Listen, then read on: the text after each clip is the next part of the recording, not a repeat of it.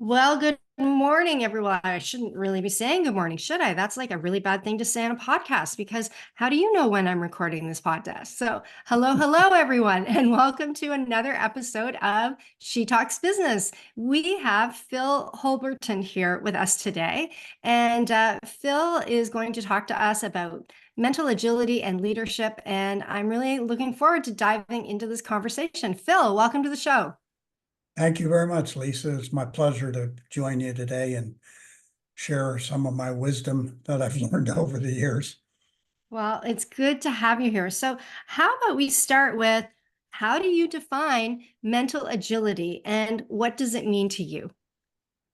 Well, I think mental agility to me means getting on top of your game and being able to sort of have a plan of how you want to interact with the world. And there's lots of components to it. My hallmarks for me are making sure I get enough sleep. I like plenty of sleep.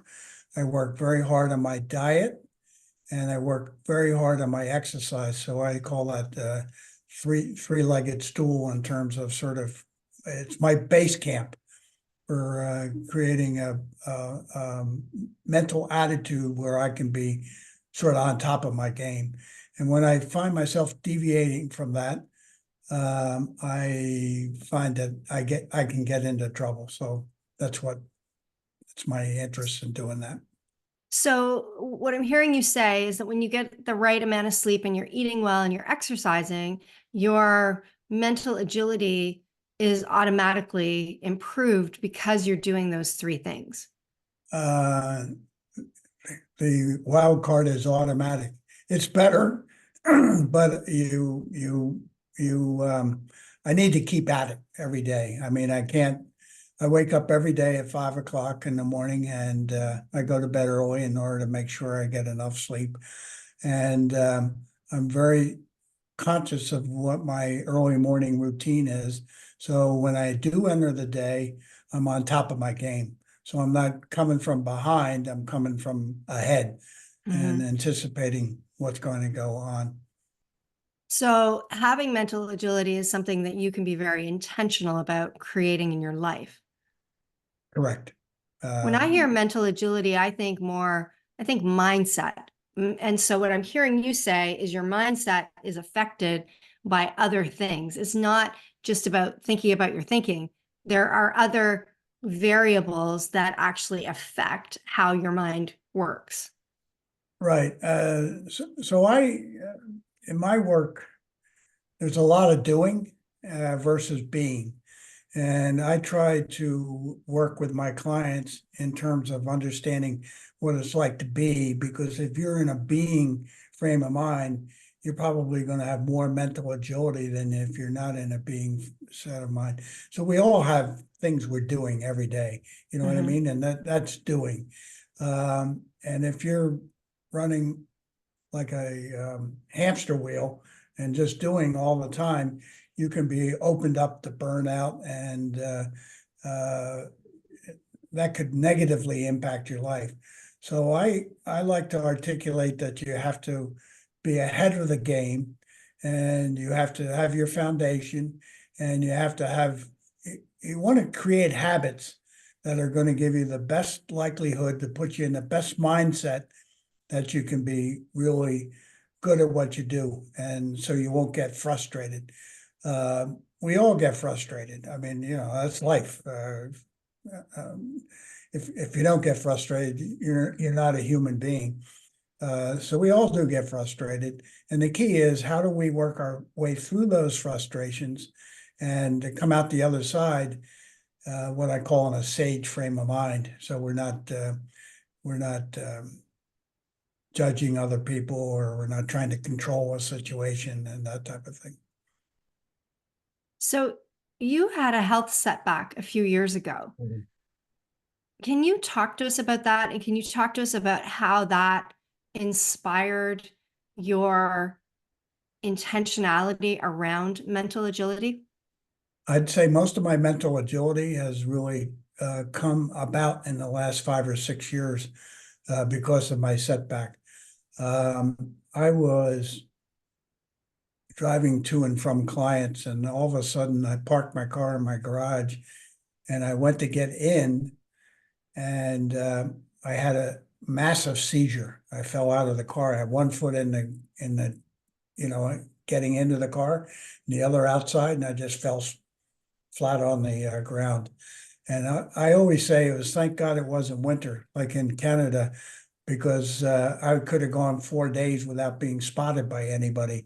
So the gardeners were around, the people who were keeping the lawns, and they came and tried to get me. I couldn't even reach my phone, and somebody called the ambulance, and they took me off to 3 miles to Lay Clinic, and I should have known, but I didn't know, of course.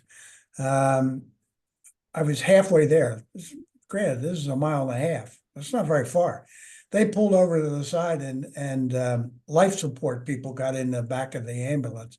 So I think they thought I was having a stroke or something like that. Anyway, I pulled in, and I had a CAT scan, and your listeners and may or may not know that when you get older, your brain shrinks a little bit, so you have some blood vessels that get in there. So if for whatever reason, and I think I reverse engineer and found out because I was taking a lot of Advil for my rheumatoid arthritis, and it created a small bleed in my brain, and that was like zap zap zap zap, and that created a seizure. So in what I was doing, it you can't drive for 6 months in the United States. You're sort of landlocked. So I learned Zoom before Zoom was even a word, because I had to do Zoom calls with my members, and I learned Uber, and I learned buses from Boston to New Hampshire. My wife would dutifully pick me up. Anyway, 6 months later, I was walking up the stairs, and I discovered that I barely could walk up the stairs. I mean, I was so depleted of energy and so forth. And my brother-in-law was a very strong guy, and he was attending a fitness studio called Fitness Together. It's a franchise system here in the United States. And I found a fitness studio about 2 miles from my house. And I remember distinctly when I went in, they had to help me down on the floor. They had to help me back on the floor. All we could do was stretch and that kind of stuff. But I stuck with it, and I went religiously 3 times a week. And since then, I do 2 weeks in Massachusetts and one day in Alton, Mass, Alton, New Hampshire, which is quite close to where I live, and I have a trainer up there that I work with. So 3 days a week, just like clockwork. I might put it on my calendar. I mean, it's not going to get in my way. Everything else has to get moved. I do that. Well, fast forward about 4 or 5 years, I've now come to the point where I can deadlift, or I have deadlift 260 pounds as a man of my age. And I last Saturday, I did goblet squats, 10 goblet squats of 90 pounds each. Wow. And my trainer says, you are in the top 1/2 of 1% of people your age. So that again is part of the mindset. So I didn't learn that. I learned all this mental agility since I went through that experience. And it's really served me well. I mean, I learned that sleep is important, and we've talked about that. So it's taken you 5 years to get into that top half of a 1%. Yeah. What would you say to someone listening to this show right now who is maybe not getting enough sleep, maybe is a bit overweight, not focused on their diet, and hasn't seen a gym in years? Because I'm trying to, like, I go to the gym, and it's hard not to compare when you go to the gym. And I know when I go in for the first time, sometimes I feel a little out of place because I don't feel as fit or haven't felt as fit as other people, and that can be a deterrent from going. So what would you tell somebody who's listening right now that thinks, wow, I don't want I don't want that to be me. I want to be I want to be healthier. I want to have mental agility. Where would you tell them to start? I would say one step at a time, and I would say focus and put out of your mind that John Jones or Susie Q is more fit than me, and therefore I don't want to go to the gym. It's all about you and what you're trying to achieve, not comparing yourself with others. I mean, if you start doing that, you won't do it. You'll be frozen, and you won't take the action. And the same with diet. I've lost probably 15 pounds in the last um, 6 months because I have a um, type 2 diabetes issue brewing. And so I'm working with a nutritionist, and we meet 20 minutes each week to talk about my diet and what are we doing and so forth and so on. So I think, yeah, my advice to anybody is one step at a time. And, one step becomes another step and another step. And then you start comparing yourself to yourself. And that's the ultimate test. Compare yourself to yourself, not to other people. Mhm. So, I mean, we're all competitive, and my trainer is the one that tells me I'm in the top one half of 1%. I don't even think about it. I mean, yay, good for me, but uh, I mean, he brags more about it than I do. You know what I mean?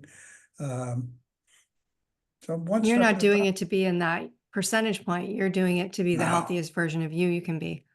I'm doing it so I can have the best possible opportunity to live a very long life and contribute and give back to society in Mhm. whatever way I decide. Currently, I work with CEOs, and they work in Vistage peer groups, and that's great. But one day that chapter will come to a close, and I'll take up another avocation. One of my avocations is I'm a hospice volunteer, and I work with patients that are in the near end of their life. And I'm working with a patient that's 93 now, who is got early dementia. So he had a book he wanted to read, or sort of, and he said, "I can't pronounce the words. Would you read it back to me?" And I go a couple hours every Sunday, and I just read him the book, and then we have a conversation. And it's so heartwarming to see him light up, and because I know that I'm doing good. Right. I'm helping another human being, Mhm. and maybe I'm forecasting my future. Somebody will be helping me one of these days. Yeah, hopefully somebody will help all of us. That's true. We're That's true. no one's getting out alive. And God No, willing, we all will age. And I'm a fan of, Dan Sullivan's thinking that, we right. can all live a lot longer if we really focus on taking care of ourselves. And so I think that's great. So one of the things that I noticed you say is you have a nutritionist and you have a personal trainer and you run Vistage groups. How important do you think it is for entrepreneurs and CEOs to have coaches, mentors, and guides in their life and in their business? You want the stock? I think it's very important because I think we all think we know what we're trying to achieve, but until you have somebody helping you spotlight and come in from the outside, it's going to be much more difficult for you to, what I would say, elevate your leadership to something that you really want to aspire. Now, whether it's a personal coach or whether it's a peer group, there's kind of different strokes for different folks. I mean, I've seen people, I coach people independently, and so there's a gap between where they are and where they want to get to, and they can't see the road ahead.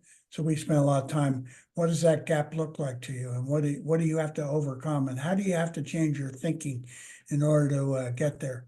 Because a lot of people, we are who we are. We're brought up, and we work from our unconscious behavior about how we were brought up by our parents, and that guides us for a long time. But at Hmm. some time, we can only do so much, And the only way to do more is to establish new habits and be open to learning and growing and sort of curiosity. Hmm. Absolutely. So you have been the chair to CEO peer advisory boards for years. What do you think is the greatest benefit for people who attend these peer groups? How does it work, and what's the benefit to the actual participants? Well, I tell you, if the member are really open to participating and come and sort of open up and be vulnerable, then they're going to get a lot out of it. If they come to a meeting and say, I know all the answers, they're probably wasting their money. So I've had members from both sides, and the ones that have all the answers, they sort of don't make it very long or don't stay very long. The others are the ones, the others are the ones that, holy mackerel, open to learning. Not only learning from, I'm just a chair, I'm the facilitator. They're not getting anything from me. I do one-to-ones with them, but they're not learning anything specific from me. They're getting some, maybe I'm challenging them at some point in time. Maybe I'm embracing them metaphorically to help them through a difficult time. I have a member, I'm headed out this afternoon to a funeral for one of my members' father passed away. And I can remember for the last month, I've been really working with trying to help him feel like he's not going this journey alone. So Mhm. I'd say the peer group is if if you want to go fast, go by yourself. If you want to go far, go inside a peer group. That's one of the things we tell people. Yeah, I think you're right. The more vulnerable people can be, if they show up and they're willing to actually talk about what the challenges are in their business, then they're creating an opportunity to get help. But if they're not willing to share what is challenging, then it makes it hard to actually get benefits. I find that in And my own coaching and advisory work, if people aren't honest about where they're struggling, then they'll have a hard time moving forward. I had a conversation with a new coaching client of mine this week, and what I said to her was, here's the thing. I'm going to give you something to do between now and the next call. And on the next call, if you don't have it done, then we can use the time and do it together. Because sometimes people need somebody to roll up their sleeves and actually help them get it done. And I would say some of my best clients, Stephanie Rainey, who's been on this show before, she knows herself so well that she knows when to say, okay, Lisa, I need you to do this with me because I'm not getting to it myself. And I think that, it also speaks to you and having a personal trainer and a nutritionist, having that extra person who can help you. But you first have to be willing to admit what you need help with. I couldn't agree with you more. And we also say in Vistage, members show up not as business CEOs, they show up as human beings. Hmm. Um, you don't know what's going on. We talk a lot doing our work below the iceberg. So above Hmm. the iceberg is all cognitive. You know what I mean? Below the iceberg is unconscious belief systems and behaviors. And you'd be surprised how often somebody's got a personal issue at home, they're getting divorced, they got a child on who's drug addicted or has mental health issues. We Hmm. talk about those. If they're open, the members rally around them and support them. Just like this member I was telling you about. Um, he's got issues with some of his siblings. So if he can't talk about it in the group, we can't really help him because that's Right. becomes the number one issue for him. And Hmm. that, and if they don't work on that satisfactorily, they won't make as much progress in their business because that'll Hmm. hold them back. So So on your website, you talk about trust and how important trust is, especially in a coaching relationship. Can you talk a little bit about that? Why trust is important and how, as a coach, you help people to feel that sense of trust with you? Because, there are some people that trust is earned, and there are other people will trust is given, and it's taken away if you do something to break the trust. What is your philosophy around creating an environment of trust and helping people to lean into that? That's a fabulous question. And I don't think I have a canned answer on it. I'd say that um, trust is earned, but if you discover in a conversation that people are lying to you, for various reasons, then your trust is going to erode. So you want honesty in the relationship.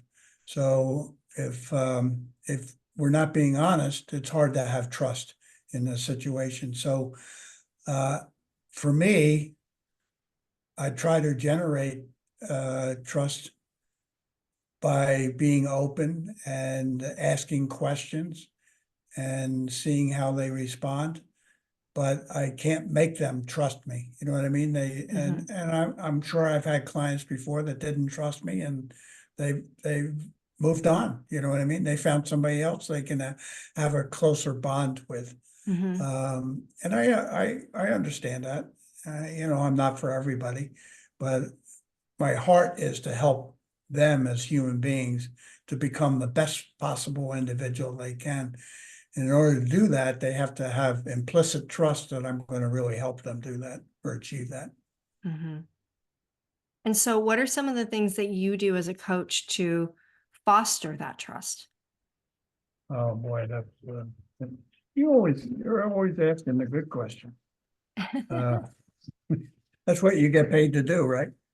Ask the good questions. I would say I'm just going to reach and get a little sheet of paper that so I would say there's three components to what I do in trying to help CEOs. I challenge them, I champion them, or I cherish them. And I have to decide which technique I use under which set of circumstances. So if somebody is sort of, you know, got their feet planted in the ground and they don't want to be challenged, I learned to challenge them.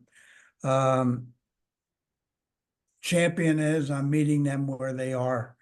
I'm trying to help them sort of discover where they are. So we all have life journeys, and uh, I think of the younger people.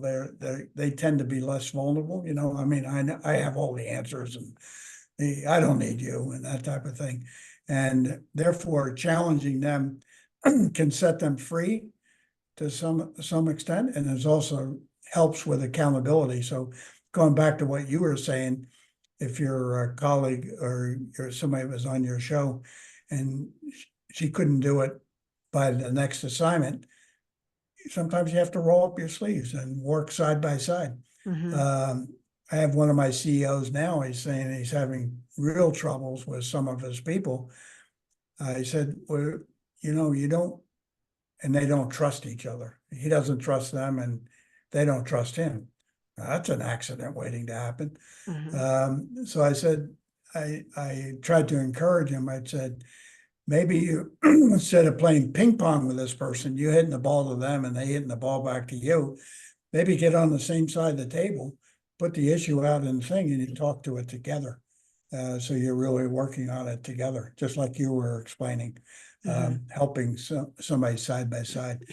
Uh, those are nuances that I think we all learn as executives and coaches, and being, trying to bring out the best in people. Mm-hmm. For I sure. do have a little motto that as a CEO, um, my metaphor is that our job is to sprinkle water and sunshine on our people, our plants, and help them grow. Mm-hmm. That's my metaphor. Mm-hmm. And when I see them growing, it's amazing. It's amazing what can happen. Mm-hmm. And I'd say that's the ultimate trust when they know that you're trying to help them grow. Mm-hmm. Yeah, absolutely. Absolutely. All right. I have one more question for you. That question is, you have been an entrepreneur since 1991. You have seen a lot of things over that period of time. It's been what, almost 35 years? And you've worked with a lot of people. You've seen a lot of patterns in terms of human behavior, and you've experienced a lot of ups and downs, I'm sure, yourself in your business. Of If you were course. going to leave us with your three biggest insights from almost 4 decades of entrepreneurship, what would they be? I'm going to think before I talk. Don't you love that I don't send you these questions in advance? Yeah, yeah, well, that's good. You're That's how I do my one-to-ones. I don't ever send them like questions in advance. I just ask them. I would say if something's not going well, look in the mirror Mm. and see how you're contributing to this. I've had many instances when I thought I knew the right answer, but I was dead wrong. Um, you probably know I'm a recovering CFO. So I'm a finance person by education and training. And I decided, you know, at least 20 years ago, more or less, to move to the right side of my brain.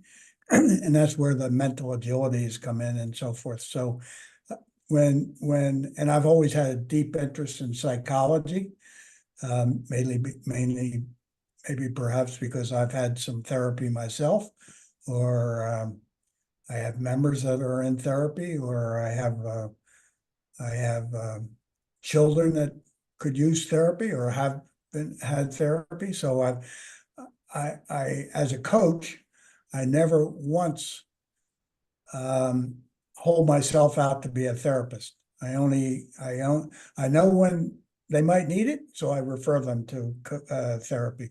But Mhm. I try to take them from the here and now to the future, and doing that. Um, Number two on what I've learned is that if it's not going well, it's probably because of you. It's not because That's of kind the of the other. same as number one. Yeah, exactly. Well, maybe they're all three. I'm serious. So um, I was, I was stubborn. I had all those negative attributes, and I learned the hard way. But do you see that in Um, your peer groups too? Do you see when you're coaching CEOs that when things are not going well in their company, it's often, related back to them and their leadership? the answer is yes. Um, um, the I'm thinking of a former member who just left because he's in Florida all the time, down your neck of the woods. But he can't attend meetings personally.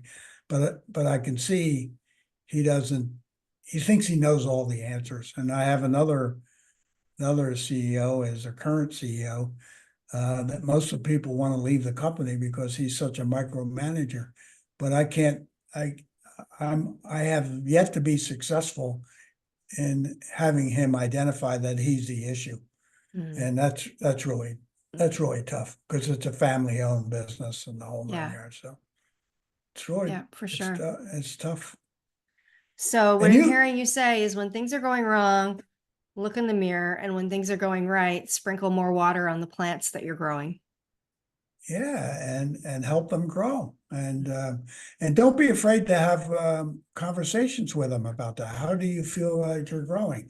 And um, I've been thinking about um, a lot of emphasis on doing uh, pre-debriefs and post-debriefs. So what went well with this assignment? Mhm. What did we do right? What did we not do as well as we could be? Because you can only learn by evaluating or taking an Mhm. inventory of the past. So I think that's an important component. And every fighter pilot, you probably know this, but every fighter pilot, they do pre-debrief of the mission, and then they do a post debrief of the mission. What went right, what went wrong, and Mhm. 90% of the time things don't go as planned. So Yeah. how are you gonna 99%. yeah, so how are you gonna use this as an opportunity to learn? I mean, that's the Mhm. key to the whole thing. Absolutely.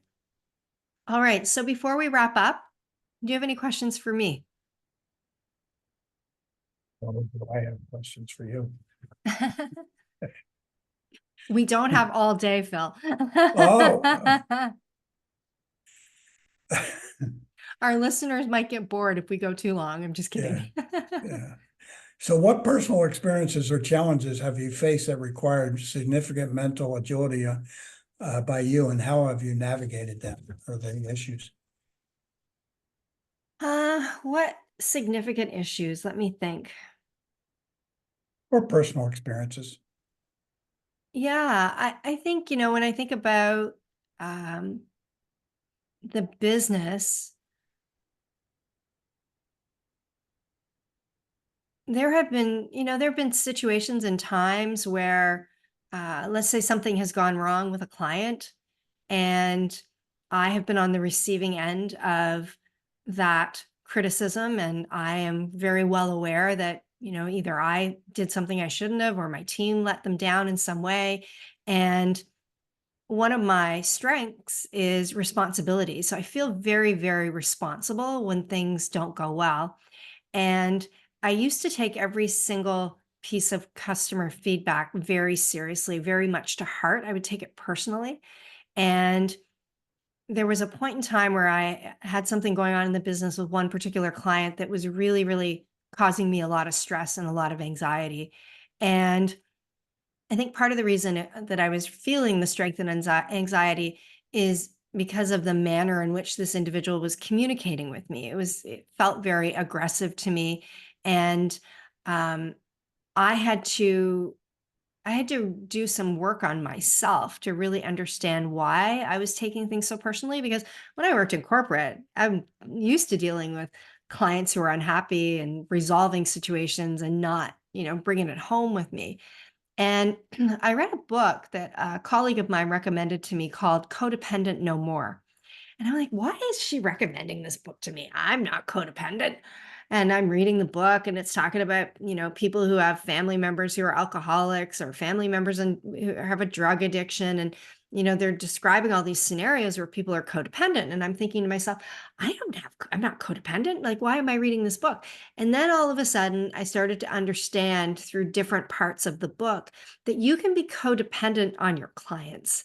And that codependency can be unhealthy. I was too personally invested in pleasing the client.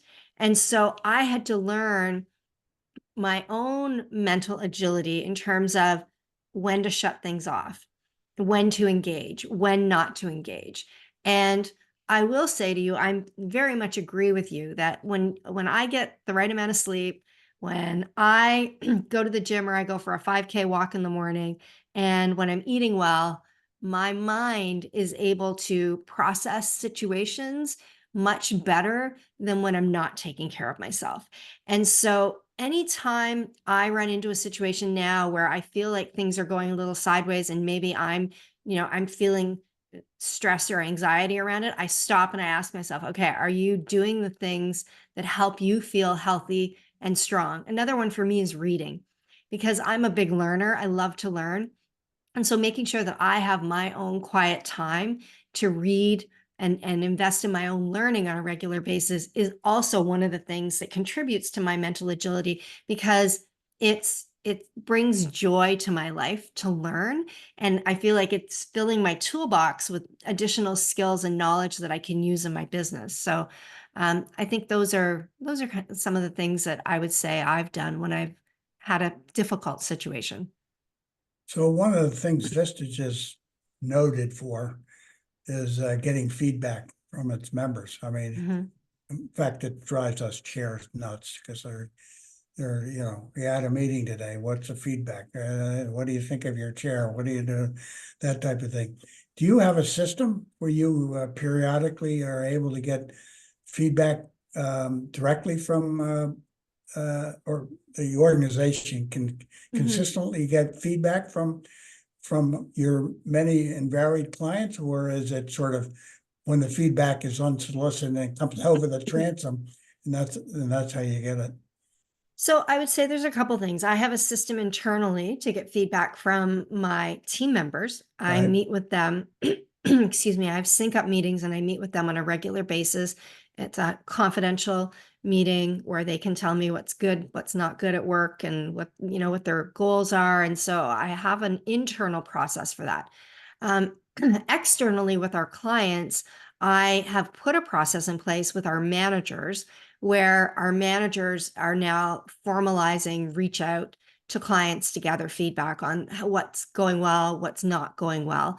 But I try not to be too involved myself in every single client situation because I don't want to undermine my team managers' leadership and their ability to Yeah. gather that feedback.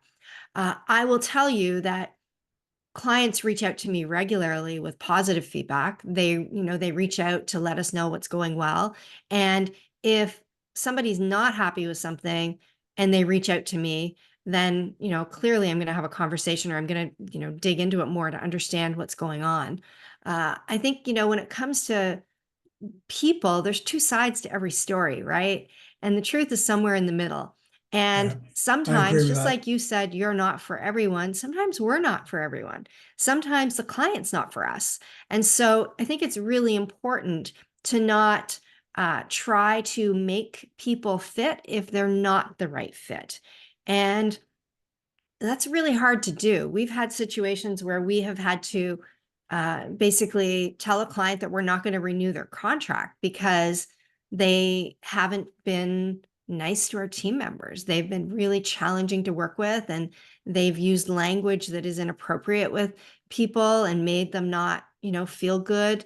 Um, and when I'm trying to build a really strong culture and people come to me and they feel like they're being abused by a client, then I have to do something about that. I can't Yeah, let that type of thing go on. So it's kind of a two-way street. So um, do I formalize it with my team? Yes. Have I formalized it with my managers to gather feedback from clients? Yes. And am I a believer that we need to make sure that it's a good fit both ways? Absolutely. And sometimes the client's not the right fit, and sometimes we're not the right fit for the client. and you're a disparate organization. I mean, people work remotely. Mhm. Um, how do you think about growing your people and sort of putting that water and sunshine on them when they're sort of some in Canada, some in Florida, some, you know, Well, wherever? I mean, is that a challenge to you to do that? it was definitely a challenge during COVID. So pre-COVID, I used to bring the team together at least once a year. And during COVID, we were unable to do that. Back in 2022, I brought my leadership team together for a meeting. I hadn't seen them all in person for a couple of years. And that was fantastic. In 2023, I did another leadership team meeting and I hired a leadership consultant and expert to take us out and do these immersive experiences together, which was great. In January of 2024, I hosted an all employee beach house retreat and brought our team together for 4 days. And that was really, really, really valuable for team building, culture formation. Outside of that, we do regular team meetings on Zoom. And we also have we use Google Chat to communicate with each other. And we have a habit of doing shout outs and wins. And so we're constantly encouraging people to share wins that they've had. And we're looking for ways to shout out other people for doing a good job. And it sounds like not a big deal, but it actually makes a No, big impact in terms of how people feel. And it's not always just a manager shouting out a team member. Sometimes it's other team members shouting out their colleagues for helping them. Sometimes it's a team member shouting out a manager for something that they've done. And then I'm a bit of a card writer. So I try to ensure that I'm noticing and recognizing the contribution of others on a regular basis. And I'm sending them snail mail, a handwritten note to acknowledge people for things that I see yeah. them doing well in the business on a regular basis. That's very nice. I think the research shows that when people can give shout outs to other people, it really helps the organization. Hmm. You know, um, and that helps in sort of establishing a culture that encourages people to shout out Hmm. too. So Yeah. they shift from that person did a lousy job or they're not really helping me to one of a positive mindset and really being supportive. And Hmm. everything we do, we can move from being negative to positive. And as Yeah. long as we can keep tilting the needle to be positive, I Yeah. think life will be good for us. Absolutely. There's a thing on my shelf back there. It's a little award, and it's called the Wiener Awards. And I got to tell you, I was so proud when we had our all employee meeting in Florida this year because Cass and Brittany, two of our managers on our team, actually bought these little trophies and they did an award ceremony for everyone. And they acknowledged everyone on the team for something that they had contributed that week at the beach house.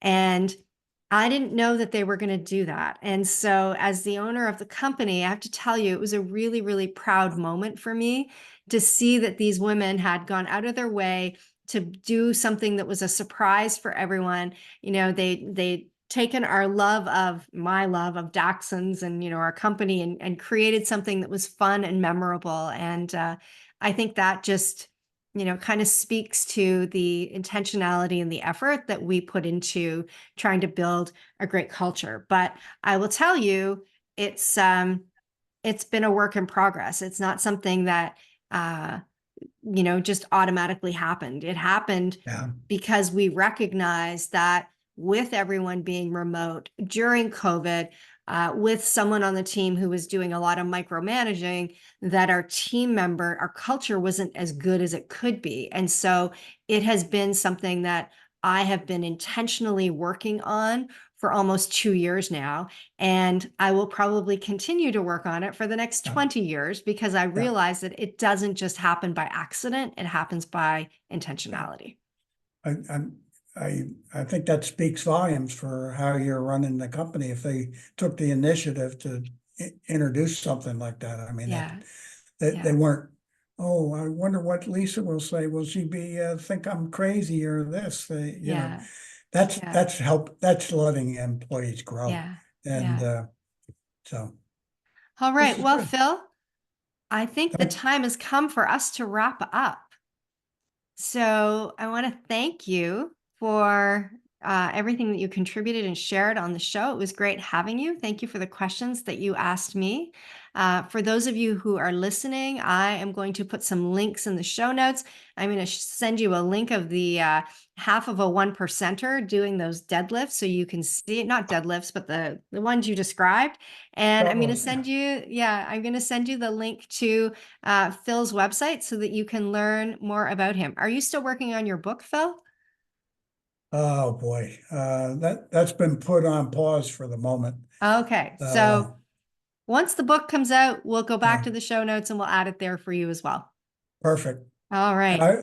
I've really enjoyed being with you, Lisa, and I've gotten to know you a lot better just from this conversation. Well, Even though I've known you indirectly, but we haven't had a lot of direct interaction, so it's kind yeah, of cool. yeah, it was great. All right. Yeah. Thanks everyone for listening, and we'll see you next week on another episode of She Talks Business. Thank you.